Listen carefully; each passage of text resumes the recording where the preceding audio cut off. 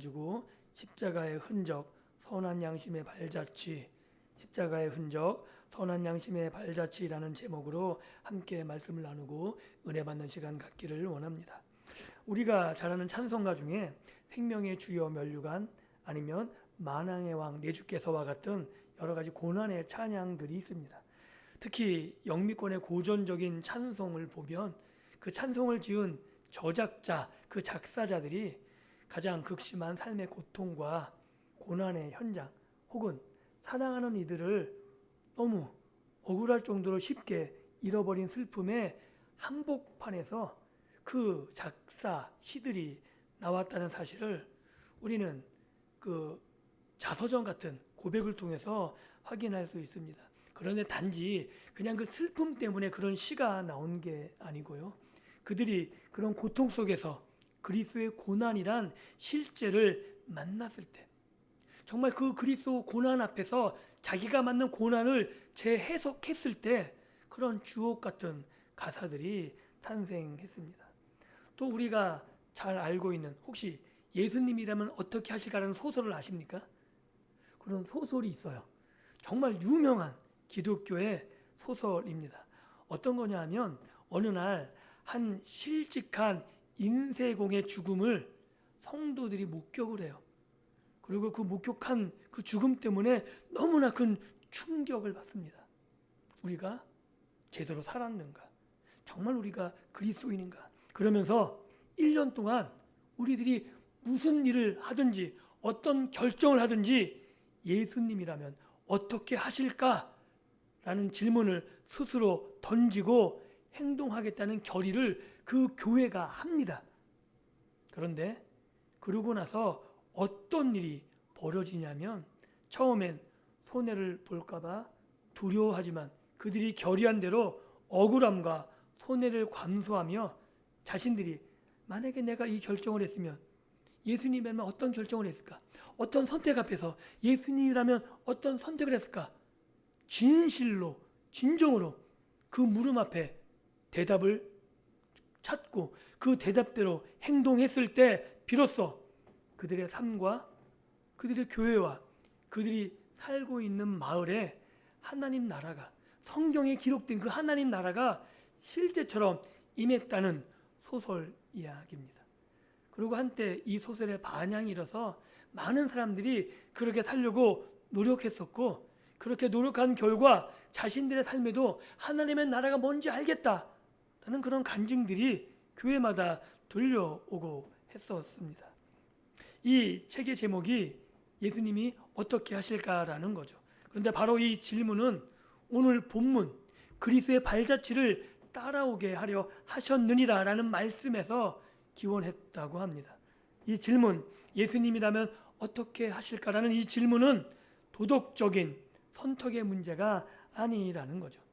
나치가 유대인을 학살했던 어둠 시대에 히틀러를 죽이려고 했다가 발각이 돼서 사형에 처해졌던 보네퍼 목사님, 그 목사님이 감옥에서 마지막으로 성도들에게 선포했던 본문도 오늘 우리가 읽었던 베드로전서 2장입니다. 왜 인생의 막다른 골목에서 가장 억울하고 비참한 순간에 성경은 우리에게 예수님, 우리 구주 예수님의 고난을 바라보라고 했을까요? 우리가 마주한 억울한 고난들, 부당한 대우, 거친 도화지 위에 예수라는 밑거름을 그리고 그 위에 우리를 포갠다면 우리가 당한 이 억울함들, 우리가 걷고 있는 이 길이 그냥 우연히 하나님이 방관해서 걸어가게 된 길이 아니라 우리를 부르신 부름의 길이었다는 사실을 우리가 확인할 수 있다는 거죠. 그래서 오늘 우리 이 시간 본문을 통해서 예수님의 방식들, 예수님의 삶의 방식이 어떻게 우리를 치유하고 억울함을 넘어서 정말 그 길이 승리의 길인지를 확인할 수 있는, 그리고 그것을 우리의 삶에서 경험할 수 있는 시간이 될 수 있기를 예수님의 이름으로 축복합니다. 오늘 본문 18절은 사완드라라는 부름으로 시작합니다. 당시 베드로 사도의 편지를 받아보던 소아시아 교회 구성원들 중에는 실제로 주인의 지배 아래 있던 사환, 노예 이런 사람들이 상당수 포함되어 있었을 것입니다. 왜냐하면 주류가 아니었거든요. 이스라엘 그들도 하층민이었지만 소아시아에 있던 그 당시 초대교회 대부분의 사람들이 주류가 아닌 비주류, 그리고 노예나 사환으로 일했던 사람들이었을 겁니다. 그들은 사회적 권리가 전혀 없는, 권리를 주장할 수 없는 가장 낮은 자들이었죠. 단순히 직장인 정도가 아닙니다. 직장의 하급자가 아니라 법적 인격도 전혀 없었고요. 주인이 기분 나쁘면 매질을 하건, 여자 같은 경우는 주인에 의해서 성폭행을 당하던, 아니면 신체 절단을 당하던, 아무리 반항할 수 없었던, 그 어떤 반항도 할 수 없었던 재산 취급받았던 존재입니다.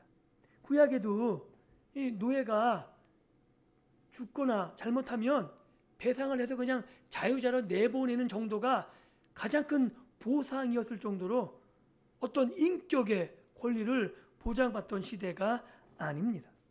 그런데 베드로는 이들에게 말씀하는 것이 이들에게만 말씀하는 게 아니라는 거죠. 사람들에게 주시는 이 권면은 곧 세상이라는 거대한 질서 속에 죄와 사망의 통치 아래서 나그네와 행은으로 살아가는 모든 성도들이 향한 메시지로, 이 사환들아 라고 시작하는 메시지를 우리가 들어야 된다는 거죠. 베드로는 그들에게, 사환들에게, 오늘 우리들에게 놀라운 명령을 내리고 있습니다. 선한 주인의 말은 들을 법합니다. 그렇죠? 그런데 까다롭고 들으면 안 될 것 같은 그 악한 주인에게도 승복하라는 겁니다. 까다롭다는 이 말은 단순히 예민하다는 말 정도를 넘어서 성품이 왜곡되고 부당하게 대우하는 악한 권위, 그 주인에게도 승복하라고 이야기하는 거죠. 오늘 우리 시대에도 상도덕을 어기고 생존권을 위협하는 경쟁업체들이 있을 수 있습니다. 또는 직장 상사가 부당하게 나를 갑질하거나 아니면 쫓아내기 위해서 모함하는 경우도 있습니다. 그럴 때, 그런 상황에 처했을 때 이 말씀을 읽으신다면 당황스럽지 않겠습니까? 정말 순종해야 되나? 그냥 내가 여기서 가만히 있으면 안 되는 것 아닌가? 정직하게 말했음에도 성과를 가르치는 이런 상사들, 그런 악독 앞에서 어떻게 해야 될까요? 그런데 성경은 우리가 참아야 되는 이유를 이렇게 설명합니다. 다른 이유가 없습니다. 하나님을 생각함으로. 이게 우리가 참아야 되는 유일한 이유라는 겁니다. 좀 더 정확하게 번역하면 이런 거예요. 하나님을 아는 양심으로. 우리가 하나님을 몰랐다면, 그냥 세상에 죄와 사망의 통치 지배하에 살았다면 똑같이 대응하면 된다는 거예요. 내가 손해볼 이유가 전혀 없다는 거예요. 그런데 죄송합니다. 저와 여러분들은 하나님을 알았습니다. 이게 우리가 억울함을 당해도 참아야 되는 이유라는 거죠. 그런데 이렇게 이야기해요. 슬픔을 참으면 이는 아름다우니. 이게 단지 멋있다는 얘기가 아니고요. 이게 은혜라는 얘기예요. 내가 그렇게 억울함을 알고도 하나님을 알기 때문에 참으면 이것이 은혜롭다는 얘기를 성경이 하고 있는 겁니다. 즉 하나님의 은혜를 내가 은혜로 드러내는 삶을 살고 있다라고 성경이 말하고 있는 겁니다. 이것이 하나님의 은혜를 드러내는 성도의 방식이라고 사도 베드로가 말하고 있는 거죠. 사랑하는 성도 여러분, 참음은 무능력해서가 아닙니다. 그러니까 제발 부탁인데 모르고 당하지 마십시오. 이건 아니에요. 아셔야 돼요. 여러분 그들보다 똑똑하셔야 되고요. 힘도 권력도 가지고 있으셨으면 좋겠어요. 그런데 그것을 하나님을 알기 때문에 행사하지 않는 거죠. 우리는 이미 하나님의 종으로 온 세상의 주인이신 하나님을 두려워하고 신뢰 때문에 참는 겁니다. 세상은 억울하면 복수하라 그럽니다. 그런데 거듭난 성도는 내 안에 회복된 양심, 하나님께로부터 말미암아 회복된 선한 양심을 따라 반응하기 때문에 세상이 이해할 수 없는 이 삶을 살아간다는 거죠. 우리는 세상 질서가 아니라 하나님 나라의 질서에 맞게끔 하나님의 말씀에 따라 예수 그리스도의 양심에 따라 살아간다라고 말하고 있는 겁니다. 그래서 우리가 삶의 현장에서 마주하는 부당함을 견디며 끝까지 선을 행해야 하는 결정적인 그 이유는 단순히 내가 착하다, 내가 도덕적으로 우월하다 라는 그것을 넘어서 부르심을 받은 그 목적이기 때문이라고 오늘 사도 베드로는 말하고 있는 거죠. 21절 이렇게 기록하고 있어요. 이를 위하여 너희가 부르심을 받았나니, 우리가 이것 때문에 부르심을 받았다는 거죠. 그리스도도, 예수님도 우리를 위해서 고난을 받으셨고 우리 때문에 본을 끼쳐서 그 자취를 따라오게 하려 하셨더라고요. 예수님이 그렇게 십자가를 가신 건 우리로 그 길을 따라오게 하셨는데, 우리는 십자가를 쥐지 못하지만 예수님이 걸어가신 그 스케치를 따라서 그 발에 우리의 발을 포개는 삶, 이것이 우리 성도들의 삶이고, 그러한 삶이 억울함을 참고 부당함을 견뎌내는 삶, 이것이 은혜로운 삶이라고 말하고 있는 겁니다. 사랑하는 성도 여러분, 그리고 우리는 이렇게 오해할 수 있습니다. 그래, 예수님 때문에 내가 참는데 세상은 알아주지도 않는 것 같다라고. 그럴 때 있지 않으십니까? 나만 참으면, 좀 알아주면 그대로 보람도 있을 텐데 내가 참는 것, 그런데 그것이 아무도 알아주지 않고 세상에 어떤 반향도 일으키지 못한다면 더 억울해 보이지 않을까요? 그런데 성경은 다르게 판단하고 있는 거죠.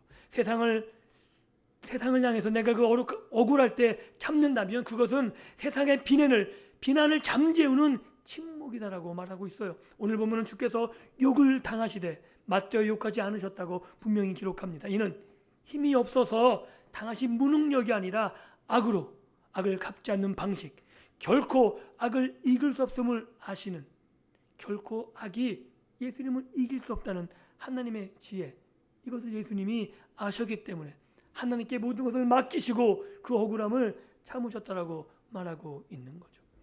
우리는 사람들이 나를 오해하거나 나의 실수를 부풀려서 비난할 때 본능적으로 맞대응을 선택합니다. 잘못되지 않았어요.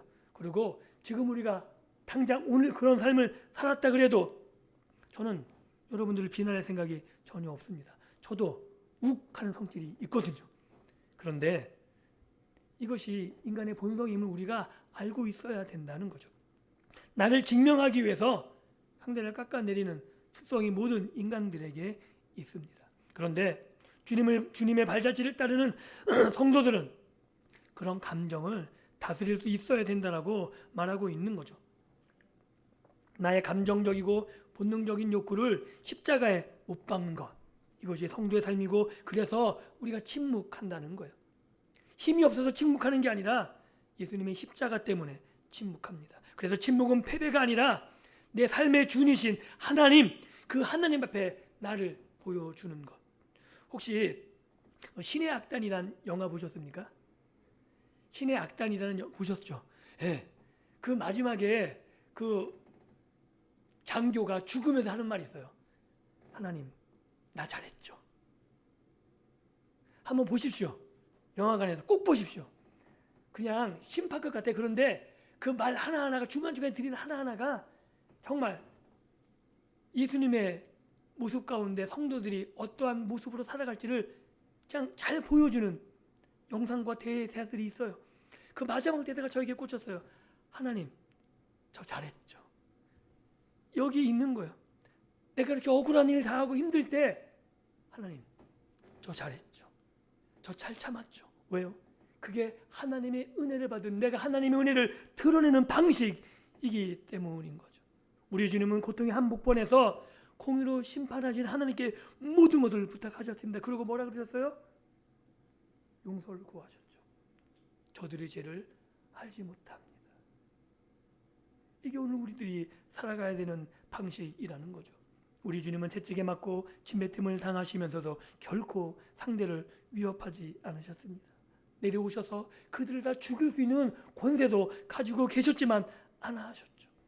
오히려 억울함을 하늘의 법정으로, 하나님 아버지의 법정으로 가져가셨습니다. 오늘 우리의 삶도 마찬가지입니다. 우리의 가정, 우리의 일터에서 억울한 말을 들을 때, 억울한 일을 당할 때 즉각적으로 쏘아붙이고 그런 싶은 내 마음을 다스려야 되는 겁니다. 나를 대신에 침묵하신 그리스도를 바라봄으로 그런 일을 우리가 시작할 수 있다라고 말하는 거죠. 내 힘과 내 능력, 내 의지, 내 결단이 뛰어나서가 아니라 나보다 먼저 나를 위해 그 일을 행하시고 내게 본을 보여주신 예수님을 따라서 내가 이제 시작할 수 있다라고 말하고 있는 거죠. 그렇게 함으로 말미암아 내 억울함을 하나님께 예약하듯 맡겨드리는 사람, 이것이 우리들이고 이것이 성도입니다. 지금 당장 그 결과가 나오지 않습니다. 그러나 하나님께서 가장 완벽한 때에 가장 공의로운 방법으로 갚아주실 것을 신뢰하셨으면 좋겠습니다. 그렇게 신뢰할 때 오늘 내게 맡겨진 선한 길을 묵묵히 갈 수 있는 거죠. 하나님을 신뢰하지 못하면 우리는 이 길을 걸어갈 수 없는 겁니다. 그 발걸음이, 그렇게 예수님을 따라가는 발걸음이 우리가 가야 하는 길이고 그리스도의 형상을 닮아가는 길. 그래서 그런 삶이 세상을 부끄럽게 하는 삶이라고 성경은 말합니다. 예수님도 그렇게 말씀하셨어요. 머리에 숯불을 얹어 놓는 것과 같은. 이게 무슨 말이냐면 머리에 숯불을 놓으면 다 죽죠, 그죠? 근데 그런 의미가 아니고 숯은 열을 내는 거잖아요. 그러니까 그 표현이 어떤 표현이냐면 얼굴이 뜨뜻해지게 만들어라. 즉 부끄럽게 만들어라. 네가 정직하고 옳은 삶을 살면서 부당한 대우를 당하면 결국 그들의 얼굴이 부끄러워질 거다.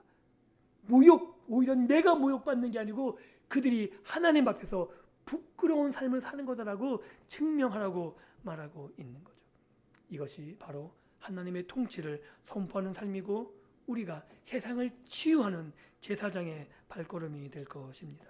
마지막으로 베드로는 그리스도의 고난이 단순한 도덕적인 모범을 넘어 우리의 근본적인 아픔을 실질적으로 해결하는 대속적인 치유 사건임을 선포하는 거죠. 이게 아이러니고 역설이에요. 우리가 그렇게 고난 가운데 있는 것이 오히려 대속의 치유 사건, 이것을 예수님을 통해 보여주고 있는 거죠. 친히 나무에 달려 그 몸으로 우리 죄를 담당하셨다고. 이게 너무나 잘 알고 있는 내용이잖아요. 이사야 53장의 고난받는 종의 노래를 예수님이 완성하신 거죠. 우리가 알고 있듯이 나무에 달린 자, 이것은 신명기적으로 말하면 언약적 저주예요. 나무에 달린 자는 하나님의 저주를 받는다 그러는 거죠. 그런데 이 저주와 수치를 예수님께서 그 자리에 서심으로 이제는 예수님이 그 수치를 다 가져가시고 우리에게는 하나님의 은혜를 선사했다라고 말하는 거죠. 또한 성경의 신명기에 나무에 달린 자가 수치를 받았듯이 예수님 당시에 이 십자가는 로마인들에게도 가장 저주스럽고 수치스러운 나무였어요. 왜냐하면 역적들에게 붙여지는 형벌이었거든요.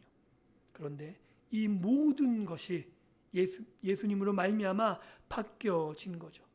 선명한 상처 자국, 채찍에 맞은 그 모든 것들이 우리를 위한 것이라고 성경이 말하고 있는 겁니다. 주님은 우리를 치유하실 뿐만 아니라 방황하는 우리 영혼의 영원한 거처가 되어 주십니다. 베드로는 우리가 본래 제 길을 찾지 못하고 유리하는 길 잃은 양과 같다라고 말하고 있죠. 그런데 예수님이 그런 길 잃은 양과 같은 우리에게 목자와 감독이 되셨다고. 그래서 우리가 목자와 감독 되신 예수님께 돌아왔다라고 선포합니다. 우리가 익히 알 수 있듯이 세상은 우리들의 실적과 우리의 유용성, 그래서 필요 없으면 폐기 처분해요. 그런데 우리의 목자 되신 예수님은 우리 존재 자체를, 그래서 우리를 위해서 자신을 아낌없이 내어주셨다라고 말하고 있는 거죠. 그 십자가의 저주를, 로마의 십자가의 수치를 오로지 담당하시고 우리에게 은혜를, 자유를, 회복을 선사해 주셨다고 말하고 있는 겁니다. 그런 주님께서 우리를 안전한 곳으로 옮겨주셨을 뿐 아니라 이제는 죄와 사망의 통치에서 벗어나 죄에 대해서 죽고 의에 대해서 사는, 즉 우리로 말미암아 하나님의 생명이 우리 안에서 풍성하게 드러나는 삶의 방향으로 나가게 하셨다는 거죠. 그래서 우리의 참음과 우리의 인내와 우리의 억울함 속에서도 묵묵히 인내하는 그 길이 복되다라고 말하고 있는 겁니다. 더 이상 우리는 환경과 상황에 지배당하는 노예가 아닙니다. 그냥 그들의 상황 속에 맞대응하는 불쑥불쑥 내 감정에 휘둘리는 존재가 아니라 이제 하나님을 바라보고 나를 구속하신 예수님을 바라보며 예수님의 그 길, 의의 길을 당당히 걸어갈 수 있는 하나님의 백성으로 회복되었다라고 말하고 있는 거죠. 말씀을 맺습니다. 오늘 우리는 베드로전서의 말씀을 통해 세상 속에 살아가는 성도라 불리는 우리가 어떤 존재인지를 확인했습니다. 우리는 단순히 먹고 살기 위해 고군분투하는 자들이 아닙니다. 세상에서 좀 더 나아지기 위해서 한 단계 올라가는 그런 피라미드의 구조를 차지하는 그런 존재들이 아닙니다.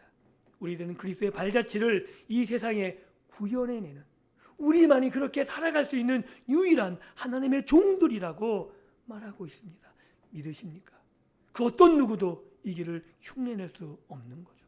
그래서 남은 한 주간도 우리의 삶의 현장에서 우리가 예수님이라면, 나의 주님이라면 어떻게 하실까?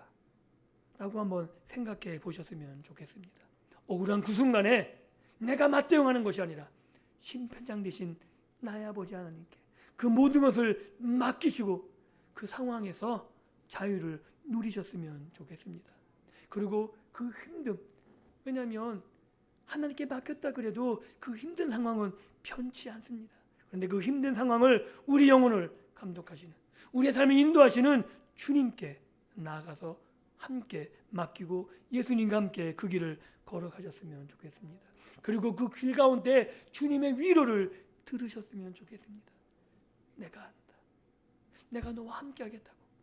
그래서 그 신의 악단의 마지막에 장교의 말처럼 그런 고백이 나왔으면 좋겠어요. 주님, 저 잘했죠. 그래서 우리가 걸어가는 이 길이 비록 좁고 험할지라도 우리보다 앞서 먼저 걸어가신 우리 구주 예수님께서 거기 계시기 때문에, 그리고 나와 지금 이 길을 함께 걸어가시기 때문에 외롭지 않음을 경험하셨으면 좋겠습니다. 이번 남은 한 주 우리가 살아가는 삶의 자리에서 선한 양심이 빛을 발하고 우리를 치유하신 그리스도의 사랑을 당당히 증명해내는, 세상을 부끄럽게 할 수 있는 그런 믿음의 복된 삶을 살아가시기를 예수님의 이름으로 축복합니다. 기도합니다.